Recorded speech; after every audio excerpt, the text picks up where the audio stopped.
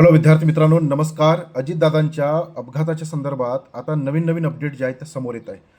आत्ताच नुकतीच माहिती आलेली आहे की विमानामध्ये जो ब्लॅक बॉक्स असतो तो जळालेल्या अवस्थेत सापडला, अशी माहिती मिळालेली आहे आणि त्याचा डेटा रिकव्हर करण्यासाठी त्याला परदेशात पाठवला आहे.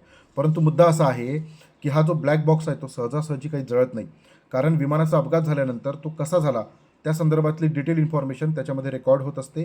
तसेच वैमानिकांचं बोलणं काय झालं हे सुद्धा त्याच्यामध्ये आपल्याला माहिती पडतं. आता तो जळालेल्या अवस्थेत सापडला ही माहिती समोर आल्यामुळे पुन्हा संशयाचं जे धुकं आहे ते आता दाट झालेलं आहे. दुसरा मुद्दा असा आहे विद्यार्थी मित्रांनो, की अजितदादा ज्या दिवशी विमानात बसायला निघाले, घरातून बाहेर पडले, त्याचे CCTV, विमानात बसतानाची जी CCTV आहे ते अजूनपर्यंत पुढे आलेले नाही आहे. त्यामुळे राष्ट्रवादी पक्षाचे आमदार अमोल मिटकरी तसेच रोहितदादा पवार जे आहेत त्यांनी सुद्धा या संदर्भात आपली मतं जी आहेत ती व्यक्त केली आहे. त्याच्यामध्ये ते म्हणतात की घातपात असण्याची जी शक्यता आहे ती दाट आहे आणि जर लवकर माहिती पुढे नाही आली तर आमचा विश्वास बसेल की हा अपघात नसून घातपात होता.